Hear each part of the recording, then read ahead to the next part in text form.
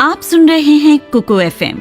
कहानी का नाम है श्रीनिवास रामानुजन, जिसे लिखा है दीपा सोनी ने, और मैं हूं रश्मि शर्मा। कुकू एफएम, सुने जो मन चाहे। आधुनिक भारत के महान गणितज्ञ श्रीनिवास रामानुजन बचपन से ही विलक्षण प्रतिभा के धनी थे। आपको ये जानकर हैरानी होगी कि इन्होंने स्वयं गणित सीखा और अपने चिरजीवन काल में गणित के 3884 प्रमेयों को दिया। इनके द्वारा दिए गए अधिकांश प्रमेयों को गणितज्ञों द्वारा सिद्ध किया जा चुका है। रामानुजन ने अपनी प्रतिभा के बल पर गणित के क्षेत्र में बहुत से मौलिक और अपारंपरिक परिणाम निकाले, जिन पर आज भी शोध हो रहा है। यद्यपि इनकी कुछ खोजों को गणित मुख्यधारा में अभी तक नहीं अपनाया गया है। हाल ही में इनके सूत्रों को क्रिस्टल विज्ञान में प्रस्तुत किया गया है। इनके कार्य से प्रभावित गणित के क्षेत्र में हो रहे काम के लिए रामानुजन जर्नल की स्थापना की गई। श्रीनिवास रामानुजन को उनके द्वारा दिए गए प्रमेयों के कारण आधुनिक काल के महानतम गणित विचारकों में गिना जाता है। रामानुजन का जन्म 22 दिसंबर 1887 को भारत के दक्षिण भूभाग में स्थित तमिलनाडु राज्य में मद्रास से 400 किलोमीटर दूर दक्षिण पश्चिम में कोयम्बटूर के इरोड नामक एक छोटे से गांव में हुआ था। वह पारंपरिक ब्राह्मण परिवार में जन्मे थे। रामानुजन की माता का नाम कोमल तामल था। वे एक कुशल गृहिणी थी। रामानुजन को अपनी मां से विशेष लगाव था। रामानुजन के पिता का नाम श्रीनिवास अयंगर था। वे एक व्यापारी की दुकान में मुनीम का कार्य करते थे। वे बहुत ईमानदार व्यक्ति थे। रामानुजन विलक्षण प्रतिभा के धनी थे। संसार में ऐसे बहुत से गणितज्ञ हुए हैं जिनके कुटुंब के लोग गणित से लगाव वाले थे, लेकिन रामानुजन का मामला एकदम भिन्न है। वे बहुत ही साधारण परिवार से ताल्लुक रखते थे। उनके परिवार में कोई भी गणितज्ञ नहीं था। रामानुजन जब 1 साल के थे तभी उनका परिवार इरोड से कुंभकोणम आ गया था। रामानुजन का बचपन मुख्यतः कुंभकोणम में ही बीता था, जो कि अपने प्राचीन मंदिरों के लिए जाना जाता है। बचपन में रामानुजन का बौद्धिक विकास सामान्य बालकों जैसा नहीं था। वह 3 वर्ष की आयु तक बोलना भी नहीं सीख पाए थे। जब इतनी बड़ी उम्र तक रामानुजन ने बोलना शुरू नहीं किया तो सबको चिंता हुई कि कहीं यह गूंगे तो नहीं है।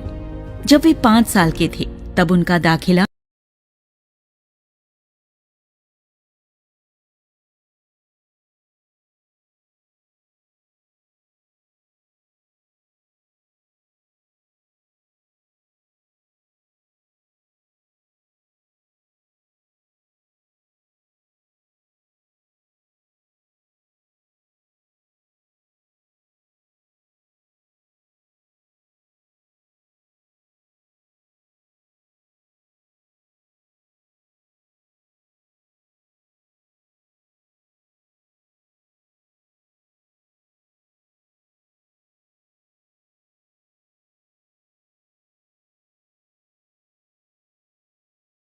कुंभकोणम के प्राइमरी स्कूल में करा दिया गया। प्रारंभिक शिक्षा में रामानुजन का मन कभी भी नहीं लगा और वे ज्यादातर समय गणित की पढ़ाई में ही बिताते थे। और आगे चलकर उन्होंने 10 वर्ष की आयु में प्राइमरी परीक्षा में पूरे जिले में सर्वोच्च अंक प्राप्त किए। 10 साल की उम्र में ही रामानुजन को गणित के प्रति विशेष अनुराग उत्पन्न हो गया था। रामानुजन को प्रश्न पूछना बहुत पसंद था। उनके प्रश्न अध्यापकों को कभी कभी बहुत अटपटे लगते थे, जैसे कि संसार में पहला पुरुष कौन था, पृथ्वी और बादलों के बीच की दूरी कितनी होती है, वगैरह वगैरह। रामानुजन जब 3री क्लास में थे तो एक दिन गणित के अध्यापक ने पढ़ाते हुए कहा, यदि 3 केले 3 व्यक्तियों में बांटे जाएं तो प्रत्येक को 1 केला मिलेगा। यदि 1000 केले 1000 व्यक्तियों में बांटे जाएं तो भी प्रत्येक व्यक्ति को 1 ही केला मिलेगा। इस तरह सिद्ध होता है कि किसी भी संख्या को उसी संख्या से भाग कर दिया जाए तो परिणाम 1 मिलेगा। यह सुनकर रामानुजन ने खड़े होकर पूछा, 0 को 0 से भाग कर दिया जाए तो भी क्या परिणाम 1 ही निकलेगा? रामानुजन आगे की शिक्षा के लिए टाउन हाई स्कूल चले गए। सन 1898 में रामानुजन ने टाउन हाई स्कूल में एडमिशन लिया और सभी विषयों में अच्छे नंबर हासिल कर हाई स्कूल की परीक्षा उत्तीर्ण की। यहीं पर रामानुजन को J.S. कार की गणित पर लिखी किताब पढ़ने का मौका मिला। इस पुस्तक से प्रभावित होकर उन्होंने स्वयं ही गणित पर कार्य करना प्रारंभ कर दिया। रामानुजन बड़े ही सौम्य और मधुर व्यवहार के व्यक्ति थे। वे इतने सौम्य थे कि कोई उनसे नाराज हो ही नहीं सकता था। धीरे धीरे रामानुजन की प्रतिभा ने विद्यार्थियों व शिक्षकों पर अपनी छाप छोड़ना शुरू कर दिया। वह गणित में इतने मेधावी थे कि उन्होंने स्कूल के समय में ही कॉलेज स्तर का गणित पढ़ लिया था। 13 वर्ष की आयु में बालक रामानुजन ने S.L. लोनी द्वारा लिखित पुस्तक एडवांस ट्रिग्नोमेट्री के मास्टर बन चुके थे और उन्होंने बहुत से प्रमेय बनाए। रामानुजन को हाई स्कूल की परीक्षा में अच्छे अंक लाने के कारण छात्रवृत्ति मिली, जिससे कॉलेज की शिक्षा का रास्ता आसान हो गया। पर उनके अत्यधिक गणित प्रेम ने ही उनकी शिक्षा में बाधा डाल दरअसल उनका गणित प्रेम इतना बढ़ा दिया था कि उन्होंने दूसरे विषयों को पढ़ना छोड़ दिया। दूसरे विषयों की कक्षाओं में भी वे गणित पढ़ते थे और गणित के प्रश्नों को हल किया करते थे। इसका परिणाम यह हुआ कि वह कक्षा 11वीं की परीक्षा में गणित को छोड़कर बाकी सभी विषयों में फेल हो गए, जिसके कारण उनको मिलने वाली छात्रवृत्ति भी बंद हो गई। रामानुजन के परिवार की आर्थिक स्थिति पहले से ठीक नहीं थी। छात्रवृत्ति बंद होने के कारण परेशानियां और बढ़ गईं। यह दौर उनके लिए मुश्किलों भरा था। घर की आर्थिक स्थिति सुधारने के लिए रामानुजन ने गणित की कोचिंग पढ़ाना शुरू कर दिया और कुछ अकाउंट्स का काम भी किया। वर्ष 1907 में उन्होंने 12वीं कक्षा की प्राइवेट परीक्षा दी, लेकिन इस बार भी वे अनुत्तीर्ण हो गए। इस असफलता के बाद उनकी पारंपरिक शिक्षा भी समाप्त हो गई, पर उन्होंने गणित का साथ नहीं छोड़ा। 12वीं कक्षा की प्राइवेट परीक्षा में अनुत्तीर्ण होने के बाद के कुछ वर्ष उनके लिए बहुत हताशा और गरीबी से भरे रहे। इस दौरान रामानुजन के पास न तो नौकरी थी और न ही किसी संस्थान अथवा प्रोफेसर के साथ काम करने का अवसर। इन विपरीत परिस्थितियों में भी रामानुजन ने गणित से संबंधित अपने शोध जारी रखे। उन्हें गणित की कोचिंग से महीने में सिर्फ 5 रुपए मिलते थे और उन्हें इसी में गुजारा करना पड़ता था। यह समय उनके लिए बहुत कष्ट और दुखों से भरा था। उन्होंने अपने भरण पोषण और गणित की शिक्षा को जारी रखने के लिए इधर उधर भटकना पड़ा और लोगों से सहायता की मिन्नतें भी करनी पड़ी। इधर रामानुजन गरीबी और बेरोजगारी से जूझ रहे थे कि 22 साल की उम्र में उनकी माता ने 1908 में उनका विवाह जानकी नाम की कन्या से कर दिया, जो उनसे 10 वर्ष छोटी थी। आर्थिक तंगी और पत्नी की बढ़ी जिम्मेदारी को पूरा करने के लिए वे नौकरी की तलाश में मद्रास चले गए। चूंकि उन्होंने 12वीं की परीक्षा उत्तीर्ण नहीं की थी, इसलिए उन्हें नौकरी नहीं मिल पा रही थी और इसी बीच उनका स्वास्थ्य भी बुरी तरह खराब हो गया। बेबसी में उन्होंने मद्रास छोड़ कुंभकोणम वापस आना पड़ा। स्वास्थ्य ठीक होने पर वे वापस मद्रास गए और कुछ संघर्षों के बाद वहां के deputy collector Shri V Ramaswamy Iyer से मिले, जो गणित के बड़े विद्वान थे। रामास्वामी अय्यर ने उनकी प्रतिभा को पहचाना और अपने जिलाधिकारी रामचंद्र राव से कहकर उनके लिए 25 रुपए मासिक पर लेखा विभाग में लिपिक की नौकरी का प्रबंध कर दिया। इस नौकरी में उन्हें गणित के लिए पर्याप्त समय मिल जाता था। यहाँ पर रामानुजन रात रात भर जाग कर गणित के सूत्र लिखा करते और फिर थोड़ी देर आराम करने के बाद दफ्तर के लिए निकल जाते।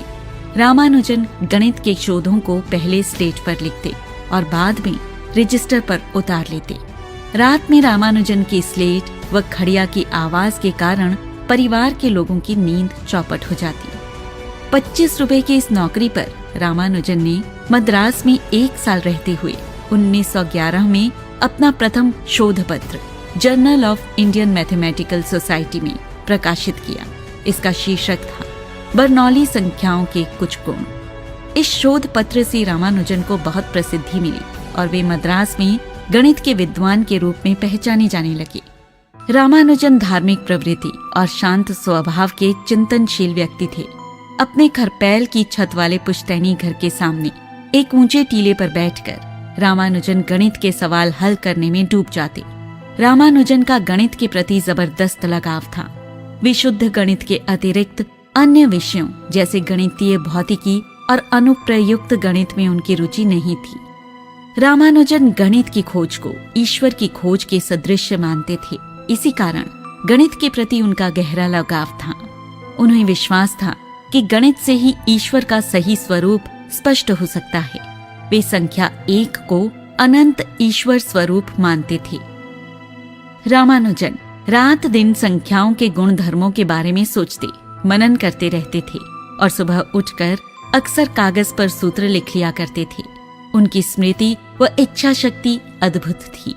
रामानुजन जब 10वीं कक्षा के छात्र थे तो उन्होंने स्थानीय कॉलेज के पुस्तकालय से उच्च गणित में जॉर्ज शिब्रिजकार रामानुजन हार्डी का एक ग्रंथ सिनॉप्सिस ऑफ प्योर मैथमेटिक्स प्राप्त किया। इस ग्रंथ में बीजगणित, ज्यामिति, त्रिकोणमिति और कलन गणित के 6165 सूत्र दिए गए थे। इनमें से कुछ सूत्रों की संक्षिप्त उत्पत्ति दी गई थी। यह ग्रंथ रामानुजन के लिए उच्च गणित का बहुत बड़ा खजाना था। वे गंभीरता से इस गणित के प्रत्येक सूत्र को हल करने में जुट गए और इन सूत्रों को हल करना उनके लिए गवेषणा का कार्य बन गया। रामानुजन ने गणित में शोध करना जारी रखा। उनका शोध धीरे धीरे आगे बढ़ रहा था, पर अब स्थितियां ऐसी नहीं थी कि बिना किसी अंग्रेज गणितज्ञ की सहायता से शोध कार्य को आगे नहीं बढ़ाया जा सकता था।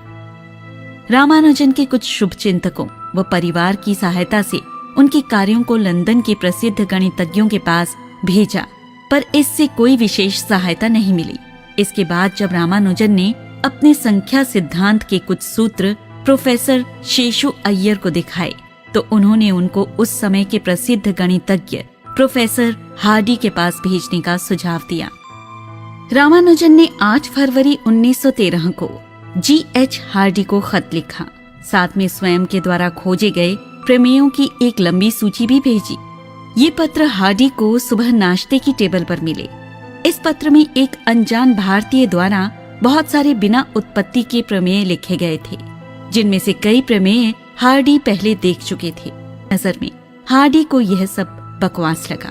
उन्होंने इस पत्र को एक तरफ रख दिया और अपने कार्यों में लग गए, परंतु इस पत्र की वजह से उनका मन अशांत था। इस पत्र में बहुत सारे ऐसे प्रमेय थे जो हार्डी ने कभी नहीं देखे थे, न सोचे थे। हार्डी को बार बार यह लग रहा था कि यह व्यक्ति या तो धोखेबाज है या बहुत बड़ा विद्वान। रात के 9 बजे हार्डी ने अपने एक शिष्य लिटिलवुड के साथ एक बार इन प्रमेयों को फिर से देखना शुरू किया तथा आधी रात तक ये लोग समझ गए कि रामानुजन कोई धोखेबाज नहीं, वरन गणित के बहुत बड़े विद्वान हैं, जिनकी प्रतिभा को दुनिया के सामने लाना आवश्यक है। इसके बाद हार्डी ने रामानुजन को कैम्ब्रिज बुलाने का फैसला लिया। हार्डी का यह निर्णय एक ऐसा निर्णय था जिसे न केवल उनकी बल्कि पूरे गणित की ही धारा बदल दी।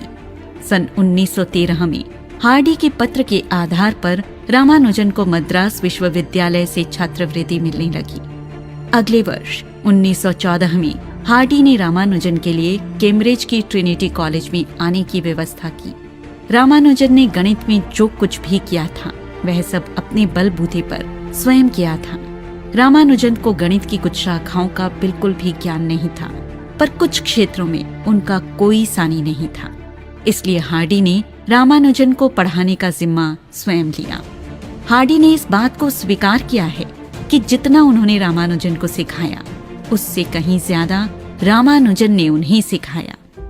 रामानुजन ने पहले मैजिक स्क्वायर तैयार करने की कुछ विधियां खोज निकाली, फिर समांकलन का अच्छा ज्ञान अर्जित किया। बीजगणित की कई नई विधियां उन्होंने खोज निकाली।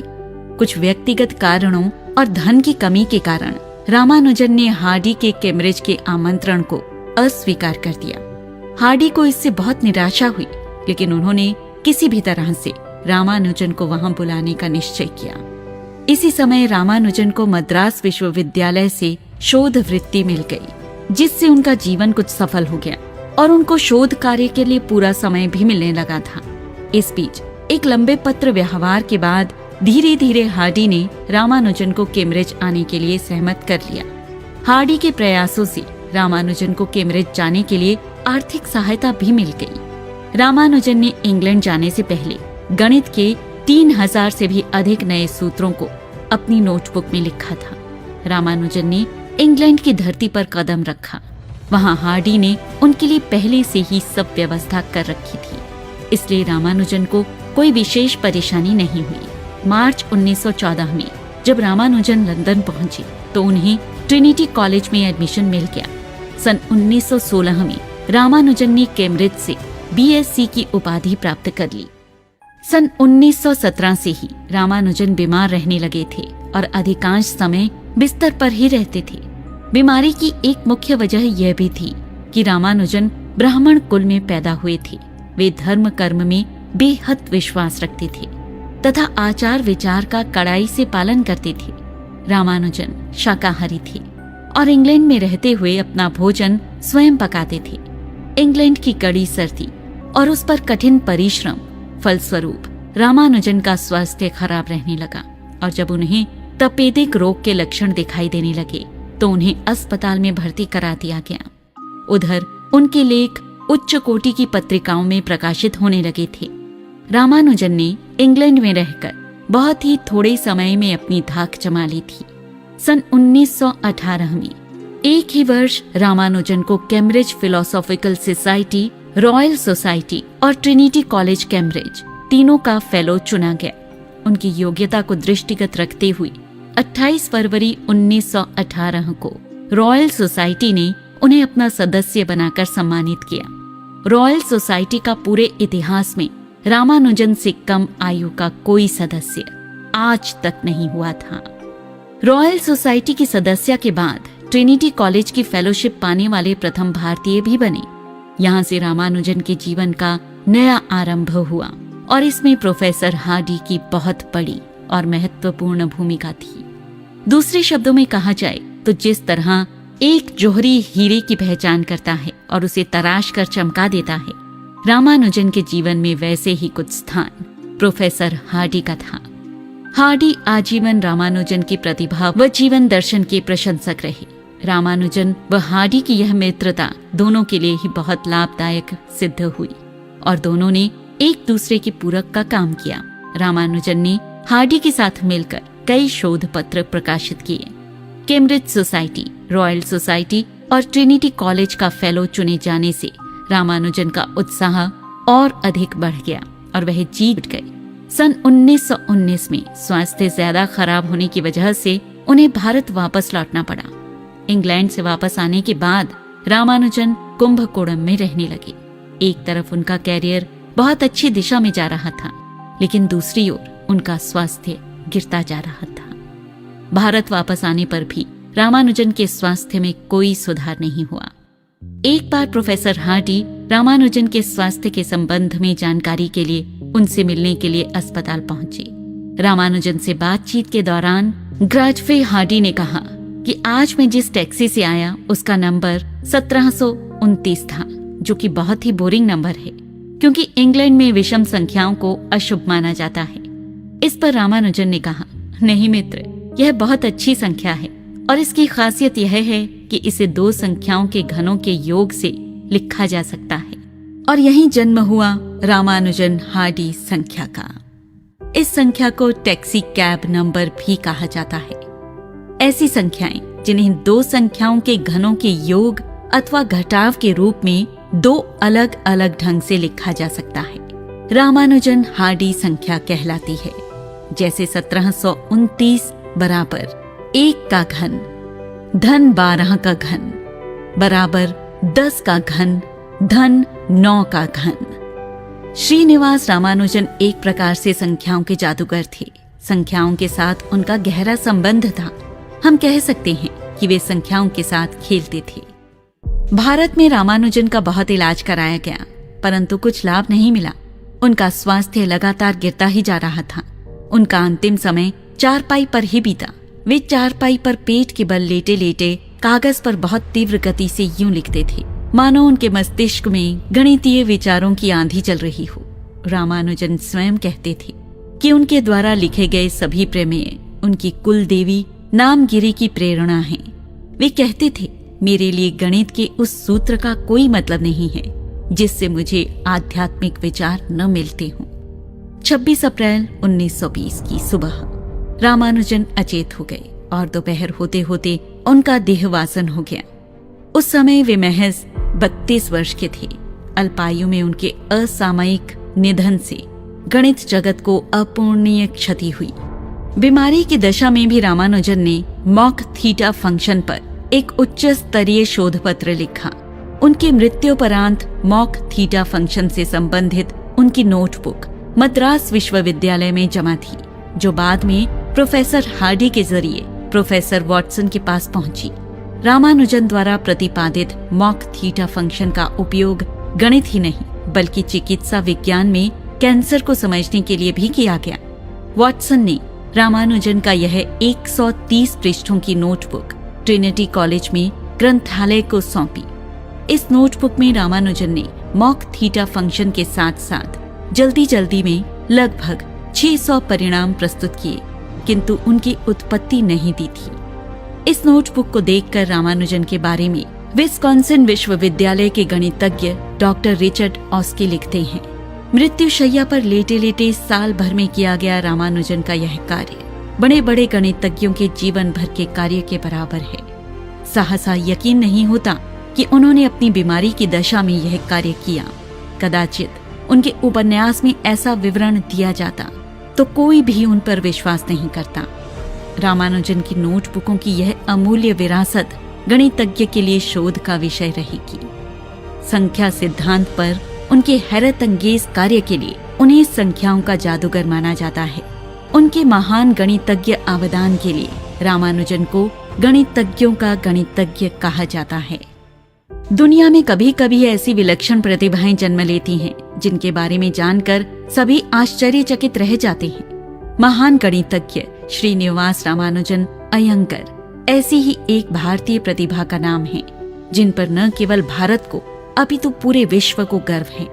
महज 32 वर्ष की आयु में शायद ही किसी गणितज्ञ ने गणित में इतना कुछ किया हो जितना रामानुजन ने किया।